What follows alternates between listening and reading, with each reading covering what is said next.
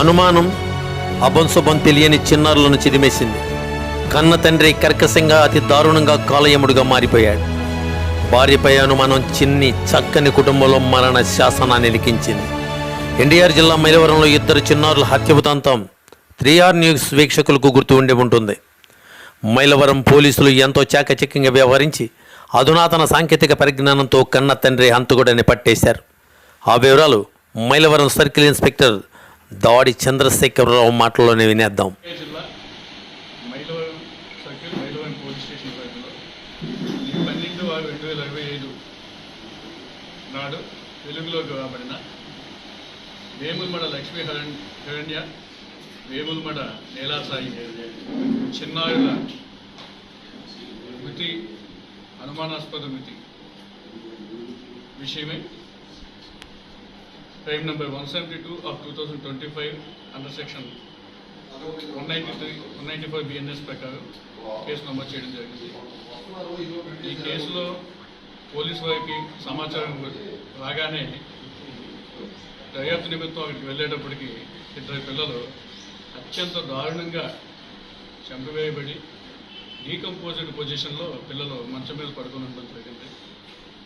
దానితో ఇమీడియట్గా న్యూస్ టీంని పిలిపించుకోవడం, అసలు ఆ మరణానికి గల విషయాలు ఏంటి అని తెలుసుకోవడానికి పూర్తిగా నేరస్థల పరిశీలన చేయడం జరుగుతుంది. ఈ నేరస్థల పరిశీలనలో ఒక పాయిజన్ డబ్బా, అలాగే ఒక సూసైడ్ నోట్ కూడా లభించింది. వాటిని మధ్యవర్తుల సమక్షంలో సీజ్ చేయడం, తర్వాత తండ్రి ఈ పిల్లల యొక్క దర్యాప్తులో పిల్లల యొక్క తండ్రే ఈ నేరం చేసినట్టుగా తెలిసింది. అయితే ఈ నేరం చేసిన విధానంలో ప్రజలను, చుట్టుపక్కల వారిని, పోలీసు వారిని తప్పుదోవ పట్టించడానికి ఈ సూసైడ్ నోట్ని తయారు చేసి తన ఆర్థిక ఇబ్బందుల మూలాన, భార్య లేకపోవడం మూలాన ఈయన ఒక్కడే ఈ లోకాన్ని విడిచి వెళ్ళిపోతే పిల్లలు అనాథలు అయిపోతారు, ఆడపిల్ల ఉండలేదు అని ఒక కట్టుకథ అల్లి దానిని ఒక సూసైడ్ నోట్ రూపంలో పెట్టి దాన్ని సర్క్యులేట్ చేసి పోలీసులు కనిపించే విధంగా పెట్టి పిల్లల తండ్రి ఇంటి నుంచి పారిపోయాడు. తర్వాత అయితే ఈ పారిపోయిన విషయం తెలియక పిల్లల తండ్రి ఎక్కడ చనిపోయి ఉంటాడేమో అనే ఉద్దేశంతో చుట్టుపక్కల నదులు, మన ఇబ్రహీంపట్నం ఫెరీలో కూడా చెక్ చేయడం జరిగింది. తండ్రి యొక్క ఖాళీ టెస్ట్ తీసుకొని NDRF బృందాలతో చెక్ చేయించాం. ఈ ప్రకాశం బ్యారేజ్ వరకు కూడా చెక్ చేయడం జరిగింది. అయితే ఎక్కడా కూడా దొరకపోవడంతో చుట్టుపక్కల పోలీస్ స్టేషన్స్లో కూడా అన్ఐడెంటిఫైడ్ డెడ్ బాడీస్ తోటి ఈ తండ్రి యొక్క మృతదేహం ఏమైనా మ్యాచ్ అవుతుందేమో అని కూడా చెక్ చేయడం జరిగింది. అది కూడా దొరకలేదు. అయితే కంటిన్యూస్ వాచ్, ఈ CDR అనాలిసిస్ చేయడం వలన అయితే ఈ నిందితుడి యొక్క ఫోన్ నెంబర్ ఒకటి తెలియడంతో ఇమ్మీడియట్గా నిందితుడిని ట్రాక్ చేసి బట్టి చూస్తే సూసైడ్ నోట్లో రాసిన వివరాలకి పూర్తి విరుద్ధంగా ఉంది. నిందితుడి కన్ఫెషన్లో ఎంతసేపు కూడా తన ఆర్థిక ఇబ్బందులు, అలాగే తన భార్యపై అనుమానం, తన పిల్లలు తనకే పుట్టారా లేదా అనే ఈ యొక్క అనుమానాలు, భార్య తనను వదిలి భీమవరం మళ్ళీ వాళ్ళకి చెప్పకుండా బహ్రెయిన్ దేశం వెళ్ళిపోయిందనే ఒక అనుమానంతో పిల్లలు నాకే పుట్టారా లేక ఇంకెవరికన్నా పుట్టారా అనే అనుమానంతో పిల్లల్ని అత్యంత కిరాతకంగా ఈ చంపడం జరిగింది.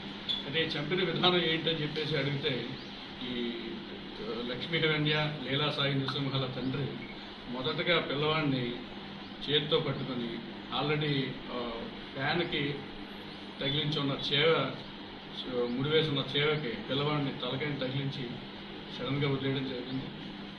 పాపం పిల్లవాడు వెలువలాడితే అక్కడే చనిపోయాడు లక్ష్మీ నృసింహ. అక్కడి నుండి పక్క గదిలో మంచం మీద కూర్చున్న పాపని అక్కడే ఉన్న దిండుతో తలపై గట్టిగా దుక్కి కాళ్ళు చేతులు కొట్టుకుంటుంది పాప.